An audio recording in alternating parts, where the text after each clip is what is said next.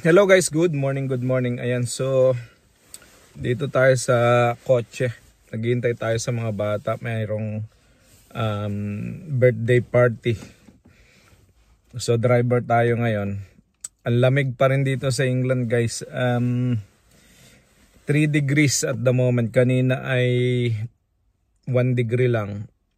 Parang feeling ko mag-snow yung lamig sobra nanonood sa laman, no. So anyway, so ngayong umaga paggising ko, ang bumulaga na naman sa akin ay eto. So yan. Iyan. Ewan ko kung nakikita nyo yan. So in 1 week meron tayong 2 mortality ulit. So yun yung sad reality guys ng business natin. 2 na naman na manok yung namatay natin. So kapag hindi natin ina-account itong mortality natin, malulugi talaga tayo guys. So kung halimbawa ay may 100 ka lang manok, tapos ang accounting mo ay sa 100 mo talaga siya bibilangin, ay malulugi ka, no? Malulugi ka. Kaya lagi kong sinasabi guys, 85% is it's the sweet spot, no? Yung pag bumaba ang production mo, abot mo pa. Pagka namatayan ka at bumaba ang production mo, abot mo pa rin. Pagka mga 10,000 na ang iyong manok, hindi mo na to mararamdaman. Yung mga malalaking poultry na bisita ko,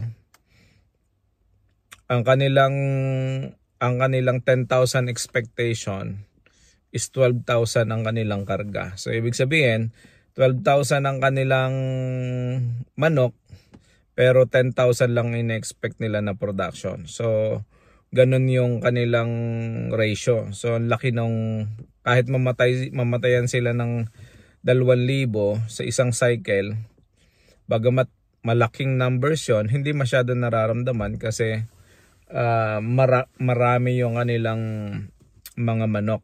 So 10,000 ang accounting, 10,000 ang expected production ay 10,000 eggs per day. Meron silang 12,000, namatayan ka ng 1,000, meron ka pa ring 11,000. So yung 1,000 hindi nang itlog, may 10,000 ka pa rin na nangingitlog. So yun yung pagkakaiba ng malaki at saka maliit na poultry. Ngayon, tayo, yung mga backyard layer farmers, madami tayo.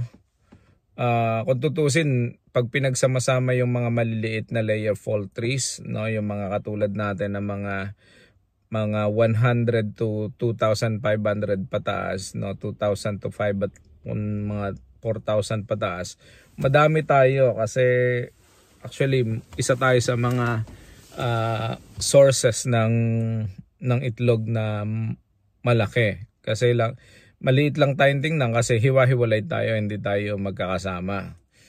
Samantalang yung mga malalaking poultry, isang lugar lang, may 10,000, may 30,000, may 16,000, meron silang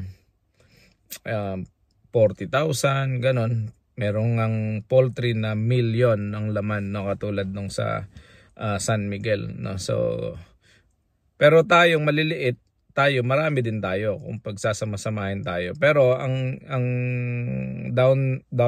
ating downside ay yung ganito. So malaki ang ating production cost kasi maliit ang poultry natin. So syempre mas mahal ang feeds na binibili natin kasi yung mga malalaking poultry may sarili ng feed mills yung mga yon.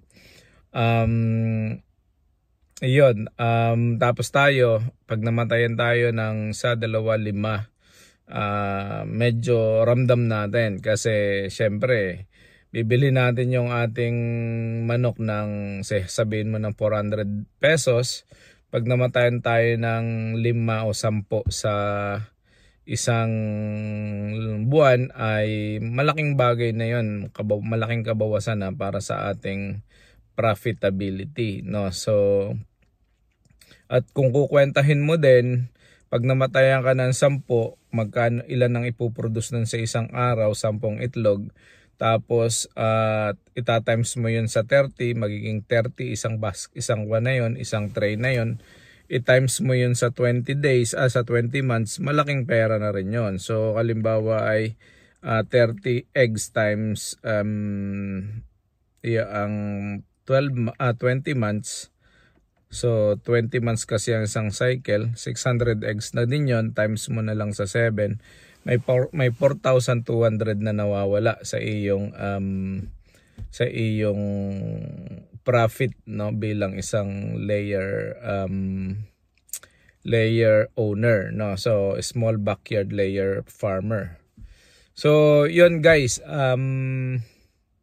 yun yung isa sa mga sad reality, no, na kailangan kasi hindi natin maiwasan na magkaroon ng mortality kasi katulad nito yung pinakita ko sa inyo, itong manok na to, yan, yung manok na yan ay prolapse ang reason kung bakit namatay, no. So namatay ang manok dahil sa prolapse. Meron yan, no, medyo yan. So masyadong malaki yung itlog, tapos hindi kayang ilabas, nagkaka-prolapse. So minsan nasusobrahan kasi ng pakain, minsan nasusobrahan sa lighting, no. Pero at this stage dapat hindi na nasusobrahan sa lighting kasi standard na number ng hours yung natatanggap nila kasi itong manok namin is parang nasa 38 weeks na to. So medyo mature na to. So dapat hindi na nagkaka-prolapse. Pero nagkaka-prolapse pa din, wala tayong magagawa. Ganon talaga ang sad reality. Mapiprevent mo lang yan minsan kung sa early stage, no, halimbawa ay 20 weeks pa lang, maaga ka nagpailaw, doon nagkakaproblema kasi yung mga batang manok na